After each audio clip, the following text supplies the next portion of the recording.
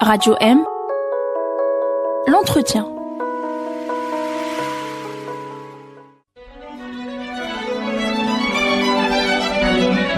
Pour bien s'entendre, il faut bien s'écouter. Rendez-vous sur M, la petite radio du Grand Maghreb.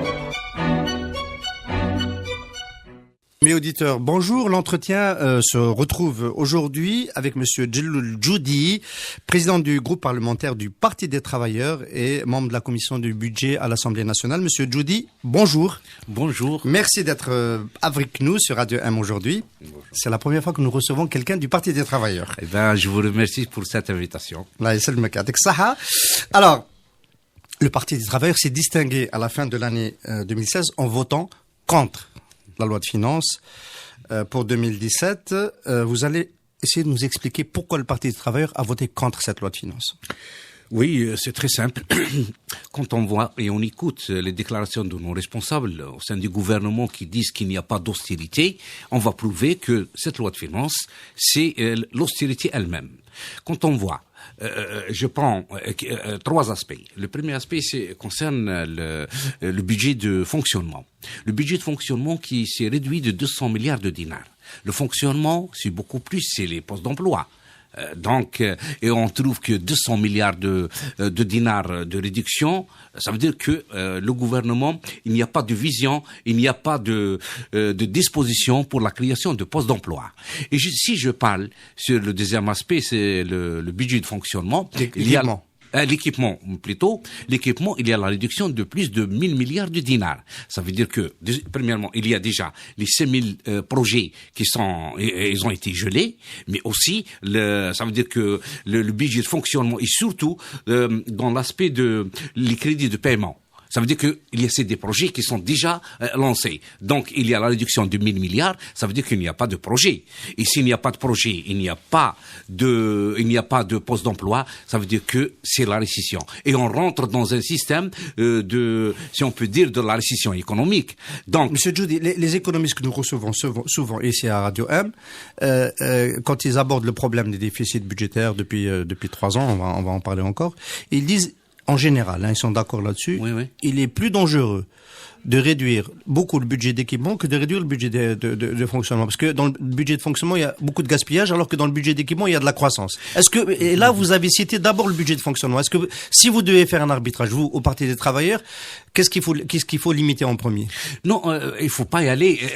Premièrement, donc il y a, ça veut dire la réduction du budget, soit dans le fonctionnement ou bien dans l'équipement. Vous êtes contre? Donc déjà, il y a la réduction, réduire les budgets. Et ça, c'est très dangereux. C'est pour répondre à certaines déclarations de nos responsables qui disent qu'il n'y a pas d'austérité. Donc ça, c'est très important pour relever sur ça. Mais si on parle du budget d'équipement, il y a deux aspects. Il y a les crédits de paiement, il y a les autorisations de programme. J'ai pas parlé d'autorisation de programme parce qu'il n'y aura pas de projet dans cette loi de finances 2017. J'ai parlé des crédits de paiement. Qu'est-ce que ça veut dire les crédits de paiement? Ça veut dire que c'est les projets qui sont déjà lancés. Et donc, c'est très important. Ça veut dire qu'on va pas payer les entreprises qui travaillent. Ouais, voilà. Donc c'est très important.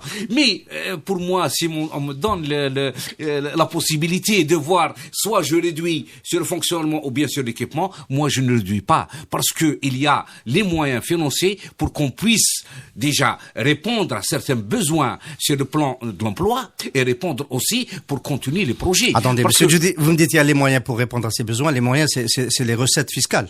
Les recettes, oui, les recettes fiscales. Bon, il y a la fiscalité pétrolière intervient pour plus de 40% dans la fiscalité globale. Oui. Or, cette fiscalité pétrolière, elle s'est divisée par 2. Comment vous pouvez parler de moyens? Oui, je parle de moyens et je peux même y aller au fond des choses. Ça veut dire que je peux même vous donner des détails. Mais simplement, laissez-moi continuer sur le premier volet pour que je puisse aborder le deuxième. Bien sûr. Donc, j'ai parlé d'équipement et j'ai parlé de fonctionnement. Mais il y a beaucoup de choses qui disent que voilà, ça veut dire que l'État, elle donne un budget très important pour les transferts sociaux. C'est pour informer, c'est tout, que les transferts sociaux se sont réduits de 230 milliards de dinars. Ça veut dire qu'il y a certaines couches de la société qu'on va pas répondre à leurs besoins. Donc ça, c'est très important parce que si on parle d'une loi de finances 2017, ça veut dire qu'il faut parler de la création de richesse et la création d'emplois. C'est pour créer la dynamique économique. Mais si toute cette loi de finances qui essaie de combler le vide ou bien de combler le déficit par rapport à la chute du prix du pétrole, c'est pas sur le dos du citoyen, c'est pas en augmentant la TVA ou bien en augmentant les prix du carburant ou bien les taxes sur le téléphone et l'internet. C'est pas du tout normal et c'est pas une vision économique. Mais pour me dire que je vous pose juste une question. Oui. Le carburant le litre de gasoil à 13 dinars 75, vous trouvez ça normal? Pour un pays producteur, oui. En dépit du fait que les Algériens, sur les frontières, exportent vers la Tunisie et le Maroc frauduleusement pour à peu près 1,5 milliard de dollars par an, ça ne vous pose aucun problème. En dépit du fait que la consommation de carburant de l'Algérie fait que nous importons du diesel depuis plusieurs années, ça ne vous pose aucun problème. Non, c'est pas question de que ça me pose aucun problème. Si je parle du gasoil à 13 dinars ou 14 dinars, mais il faut évaluer aussi le pouvoir d'achat.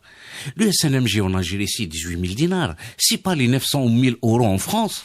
C'est pas les peut-être 1000 ou je sais pas combien à l'Europe ou bien même dans les pays voisins. Même après l'augmentation, on est très loin des tarifs du gasoil en Tunisie et au Maroc.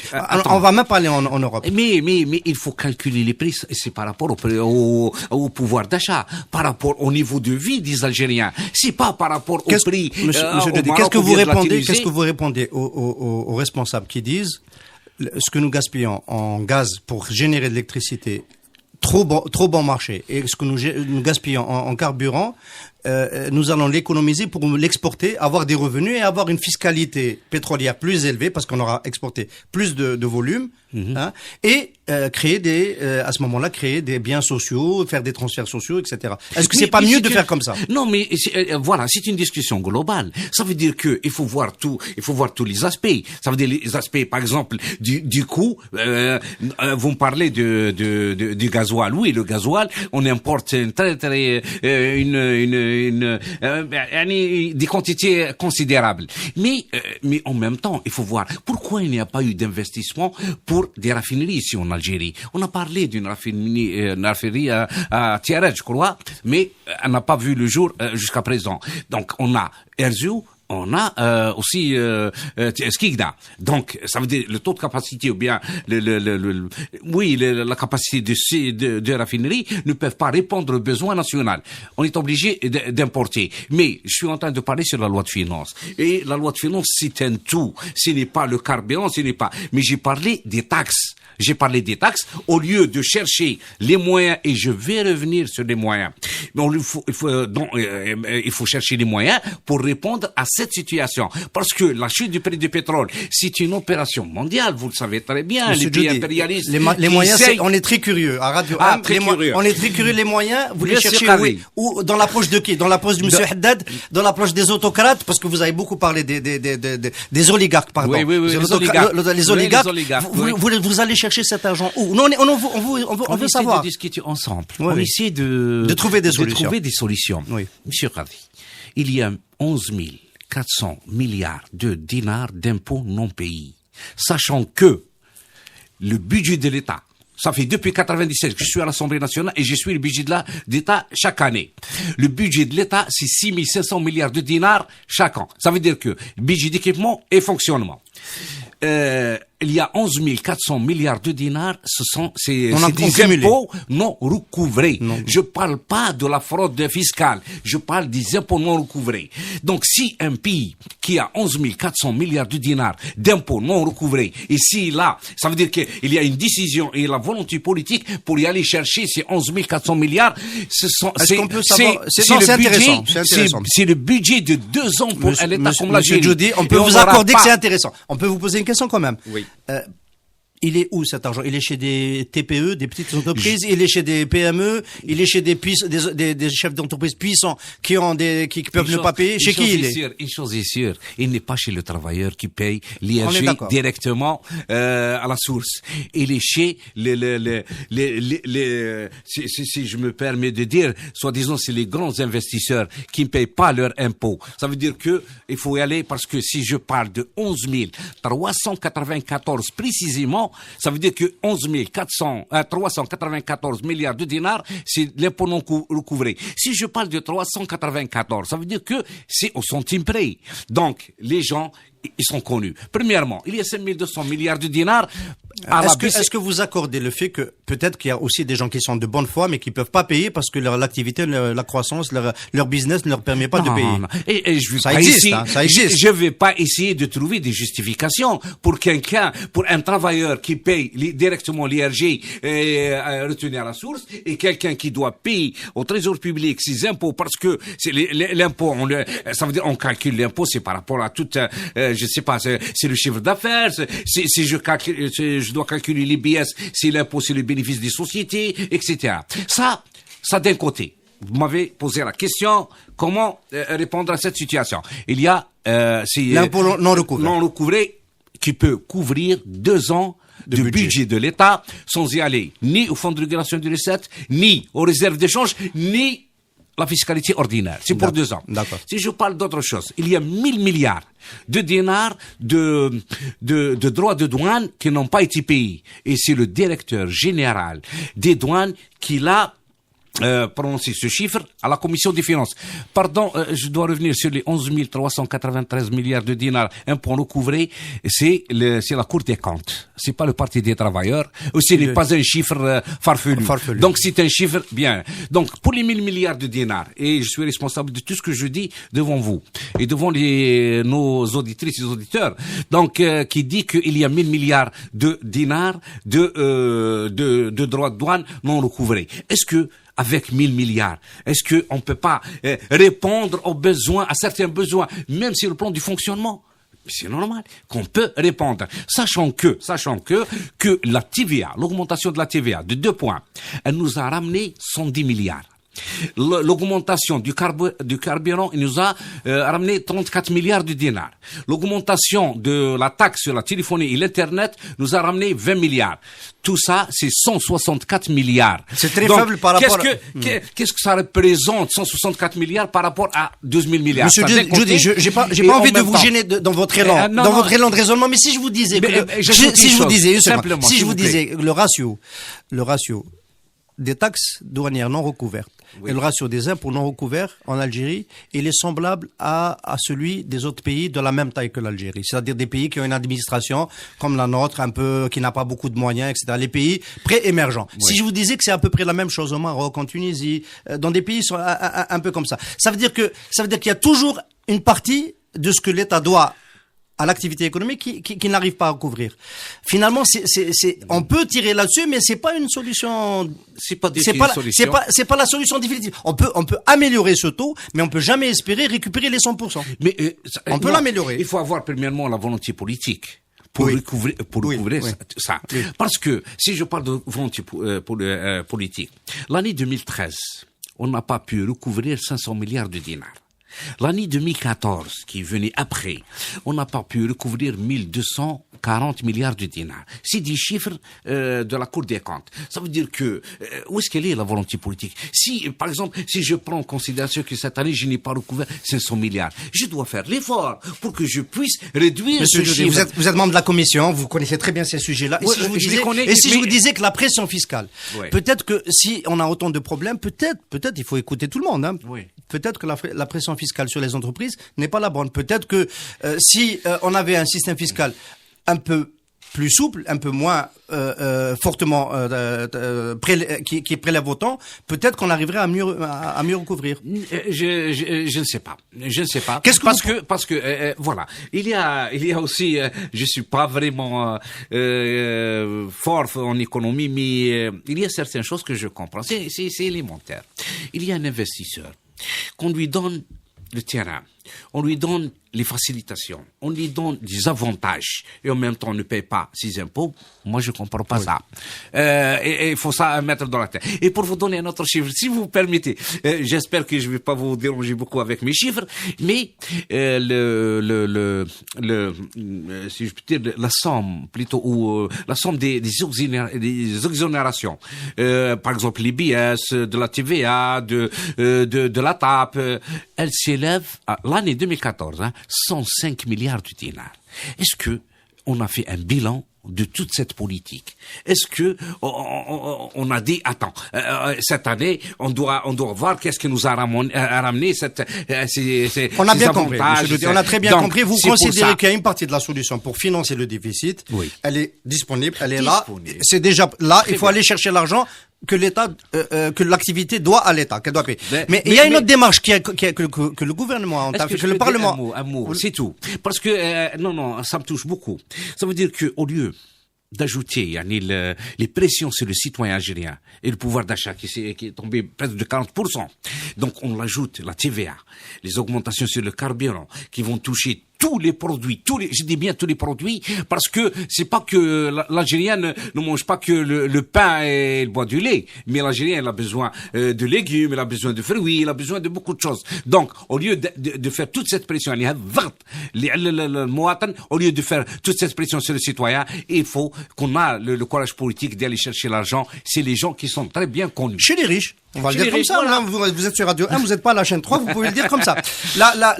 Alors, il y a quand même une politique du gouvernement qui va dans une autre direction, qui est celle d'essayer de faire rentrer dans le domaine fiscal l'argent du secteur parallèle. Il y a une tentative avec la mise en conformité, la mise en conformité qui n'a pas marché puisqu'on a monsieur le DGI, le directeur général de l'impôt, qui a reconnu qu'il y avait juste 500 personnes qui se sont conformées à ce système de mise en conformité. Vous, au Parti des travailleurs, vous pensez que c'est aussi une piste parce qu'il y a quand même beaucoup d'argent, que la Banque d'Algérie a imprimé et qui n'est pas dans le système fiscal et à partir du moment, il n'est pas dans le système bancaire et donc il n'est pas fiscalisé. Donc elle est dans le marché parallèle. Donc, vous dites pas il faut faire aussi un effort de ce côté-là? Oui, c'est normal.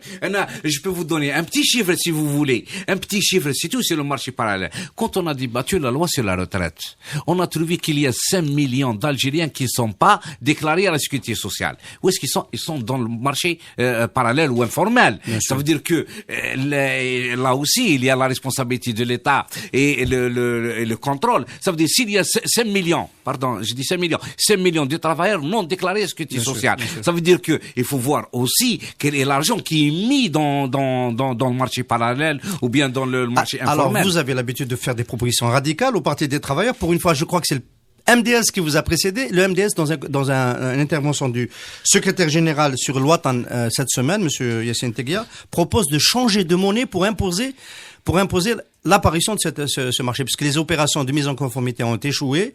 Il propose tout simplement de changer de monnaie ou de billet. Je ne sais pas si la proposition c'est celle de billet. Est-ce que le Parti des travailleurs est prêt à aller aussi loin? Non, pour nous, c'est très simple. Ça veut dire changer de monnaie. Peut-être c'est une bonne proposition, mais il faut y aller aussi vers des moyens, des moyens même juridiques. Ça veut dire que le ministère du commerce par exemple, et ils ont la possibilité d'y aller inspecter, d'y aller faire des contrôles, et ils peuvent même prendre des mesures plus que radicales. Monsieur Djoudi, on a bien vu que ça n'a pas suffi jusque-là. Non, mais il faut mettre les moyens. Ça veut dire que, justement, c'est pour ça que je pose le problème du fonctionnement. Si on réduit le budget de fonctionnement de 200 milliards, ça veut dire qu'il n'y a pas de création de postes d'emploi.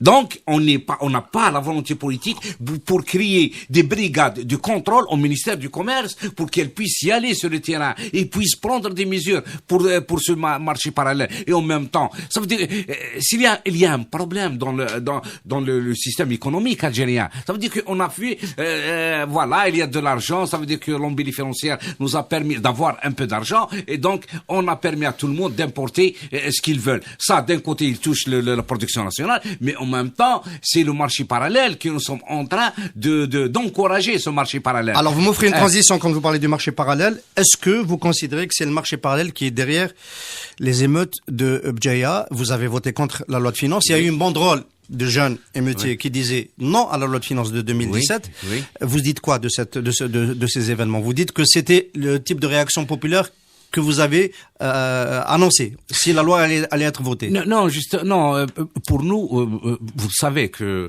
nous avons critiqué la loi de finances.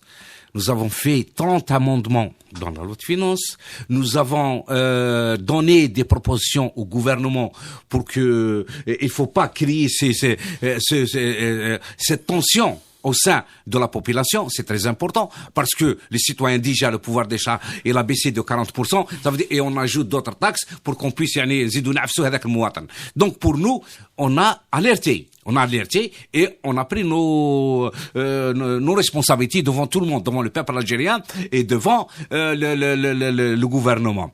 Mais on est un parti politique. On est un parti politique, on donne, on critique, on donne des solutions, mais aussi on est là pour organiser. Ce qui s'est passé, Bjaya et dans certains wilayas, c'est vrai, il y a de la population qui se sont révoltés contre cette loi de finances. Ils se sont révoltés contre cette loi de finances et on a même alerté le gouvernement pour ça. Mais là, on n'est pas d'accord. On est d'accord sur l'organisation et la manifestation aussi, le dénoncer, etc., etc. Ça, on est d'accord. Nous sommes un parti parce que le parti politique ou bien les syndicats peuvent organiser les citoyens et les travailleurs. Mais ce qui s'est passé dans beaucoup plus à Bijaya, c'est les débordements violents. Les débordements violents et ça touche aussi. C'est pas normal. Le parti travailleur, on n'a jamais appelé pour ces débordements ou bien pour la violence. Au contraire, on règle les problèmes par les moyens démocratiques. C'est par les marches pacifiques. Ils ont le droit de marcher pacifiquement. Ils ont le droit de se révolter contre cette loi de finances avec les moyens aussi démocratiques. Mais le Parti des travailleurs n'encourage jamais ces méthodes. Mais le problème à Bijaya, ça veut dire que le problème c'est que on est contre aussi les appels anonymes. Ça veut dire que les gens ils sont pas connus dans le Facebook ou bien dans les réseaux sociaux. Il y a des appels anonymes. Nous, on est là. Le Parti du Travail, il fait une action. Vous êtes là. Est-ce que vous allez organiser, vous avez protesté à l'intérieur de l'Assemblée nationale contre la loi de finances. Oui. Ma question est très claire. Oui. Est-ce que le Parti des travailleurs compte organiser des mouvements à l'extérieur de l'Assemblée nationale avec les syndicats, avec le mouvement social pour protester contre l'austérité? On est sorti et on fait des sorties publiques. Moi-même, je suis sorti à la place du 1er mai avec le journal du Parti des travailleurs, avec les propositions du Parti des travailleurs. On a ouvert une discussion avec les citoyens. Ça a été couvert par la presse. Ça a été couvert même par les chaînes de télévision. On est sorti et on est en train de faire Non, je vous pose une question plus précise. Non, il y a un mot d'ordre de grève contre, par exemple, un aspect de la politique d'austérité, c'est la suppression de la loi, la suppression de la retraite anticipée, de la retraite proportionnelle.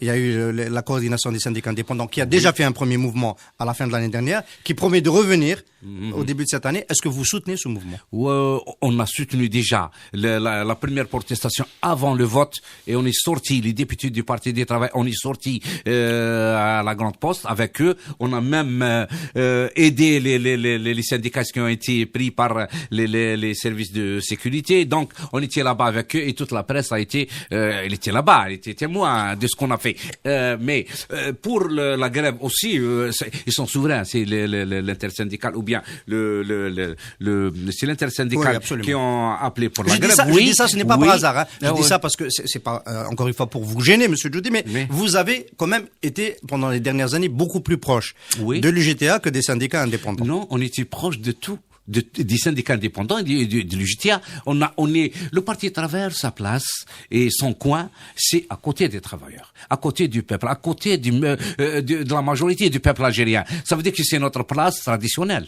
Alors, là, vous êtes député, évidemment. Vous êtes membre de la commission, encore une fois, je le rappelle, du budget et des finances à l'Assemblée nationale. Vous êtes président du groupe parlementaire du Parti des travailleurs.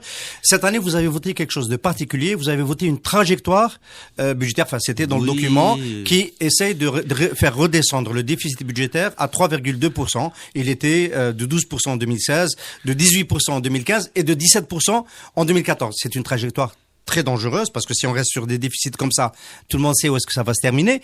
Et la question que je vous pose, c'est est-ce que vous n'allez pas entrer en conflit permanent avec le gouvernement parce que le gouvernement compte faire baisser encore les dépenses les années prochaines et pour pouvoir essayer d'arriver à un déficit plus faible? Voilà, c'est très important de relever cette question parce que j'allais parler de ça déjà dès le début. Parce que le gouvernement il nous a ramené une loi de finances 2017, c'est la même que ça sera en 2018 et c'est la même de 2019. C'est anormal. Ça veut dire que cet état d'esprit ou ces dispositions anti-économiques, anti-sociales, et vont continuer les 2 ans qui viennent. Alors que je vous ai parlé des moyens financiers pour qu'on puisse répondre aux besoins, pour qu'on puisse combler le vide qui a été introduit par rapport à la chute du prix du pétrole. Alors, mais aussi, je vous ai pas donné d'autres chiffres qui sont très importants. Il faut savoir. Déjà, on a la perte sur l'accord d'association avec l'Union européenne et la perte aussi avec la grande la XALE. La XALE, c'est la zone arabe de libre-échange. Donc, et on n'a rien gagné. Même l'économie nationale n'a pas. C'est tous les experts qui le disent. On n'a rien gagné avec ces accords. Parce qu'on n'a pas su exporter, parce que ces marchés se sont ouverts et on n'a rien exporté. Non, on n'a rien exporté parce que on n'a pas défendu notre production nationale et on n'a pas eu des investissements Monsieur pour qu'on puisse justement, ça veut dire donner l'espace nécessaire pour notre production et pour les entreprises nationales. Monsieur Djoudi, oui. On fait très bien de parler de ça. On va finir sur cet aspect. Les solutions que propose le Parti des travailleurs peuvent être en partie des réponses, on peut être d'accord, pour réduire le déficit budgétaire. Aller chercher ce que l'activité économique doit à l'État et essayer de faire de meilleurs recouvrements. Très bien. Mais ça ne répond pas au problème du déficit de la balance des paiements, c'est-à-dire notre déficit de la balance commerciale et des transferts d'investissement, parce que nous achetons des équipements et des transferts. Pour répondre à ce déficit qui est plus dangereux, parce que ce déficit-là, il nous emmène devant le FMI. Donc on connaissant l'histoire. Qu'est-ce que vous proposez pour que l'Algérie rééquilibre sa balance commerciale? Non, il faut. À part le protectionnisme. Non, oui, le protectionnisme, oui, aussi ça c'est important. Mais aussi il faut voir, il faut qu'on puisse. Ça veut dire que nous sommes dans une situation très difficile. La situation actuelle, la chute du prix du pétrole a touché vraiment à l'économie nationale, a touché. Donc il faut s'ouvrir un petit peu, avoir d'autres horizons. Ça veut dire que on a les capacités pour qu'on puisse faire des investissements, par exemple l'agriculture, ou bien pour exporter plus des produits agricoles. L'agriculture, le tourisme. Ça veut dire donner l'importance à ces secteurs vitaux. Ça veut dire. Je pose tout de suite une question. Le tourisme, tout le monde dit que si on doit faire un grand bond en avant dans le tourisme, il faut des investissements directs étrangers. Il faut du capital étranger. Mais le capital parce étranger qu'on est en retard n'a jamais répondu. Le président de la République lui-même, il a déclaré en 2008 que on s'est basé sur les IDE et on n'a pas eu combien d'années? Mais en 2008, il a déjà. Pourquoi on s'est basé combien d'années sur les IDE? Hein? Combien d'années on s'est basé? On s'est basé depuis 3 ans, 2000. Non, c'est depuis 2000. 2000. Ça veut dire la politique de privatisation, les désengagements de l'État de toutes ses missions économiques et sociales. Ça veut dire que il a commencé en 97 avant l'arrivée du président actuel, avant Bouteflika, mais aussi elle a continué jusqu'à l'année 2008. Donc le président de la République, il a fait un bilan. Monsieur Djoudi, je vous pose la question autrement. Je vous pose la question autrement. Les acteurs de la diversification, tout le monde parle du nouveau modèle économique, les acteurs de la diversification. Vous considérez que c'est l'entreprise publique qui doit faire la diversification? L'entreprise publique peut faire une chose, mais aussi... Dans quel secteur? Non, l'entreprise publique, déjà, on a cassé l'entreprise publique. Même dans le secteur agroalimentaire, dans le secteur industriel. Mais aussi, ça veut dire que, par exemple, l'agriculture. L'agriculture, c'est pas le public. C'est les agriculteurs. Ça veut dire, s'il y a une aide, il faut qu'elle va directement à l'agriculteur. Il faut qu'on aide l'agriculteur de façon directe. Toute la politique et toutes les formes d'aide n'ont pas ramené de la valeur ajoutée. Ce sont des petites, mais c'est même pas des proportions. Je pose la question encore une fois autrement. Aujourd'hui, par exemple, on est aujourd'hui jeudi 12 janvier. Dans la presse de ce matin, nous lisons que monsieur Souakeri, partenaire de Lafarge déjà dans la cimenterie à Biskra, a signé un protocole d'accord pour assembler des Renault Trucks, des Renault camions à Mftah. Vous dites, vous, le Parti des travailleurs, c'est une bonne nouvelle ou c'est une mauvaise nouvelle? Non, mais il faut savoir, parce que nous, par exemple, au Parti des travailleurs, même sur la cimenterie, on sait très bien qu'il y a des entreprises de cimenterie qui étaient des entreprises fiables, des entreprises qui ont ramené de la valeur ajoutée, ils ont été privatisées ou bien liquidées au profit de certains. Nous, on n'est pas pour pour liquider ou bien pour fermer des entreprises. Mais si quelqu'un qui veut aider, ça veut dire qu'il peut créer de la richesse, peut créer de la valeur ajoutée, on est avec lui. Et je vais moi-même terminer par une chose. Donc c'est une bonne nouvelle. Je vais terminer par une chose. Pour dire que le Parti des travailleurs, il n'a jamais été contre le secteur privé producteur de richesse et d'emploi.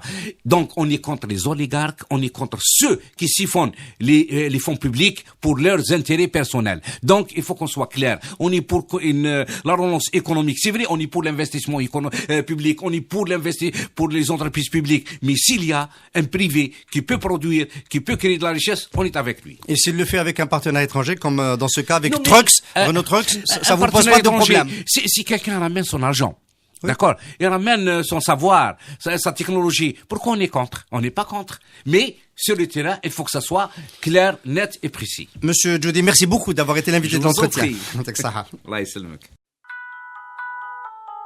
Radio M, l'entretien.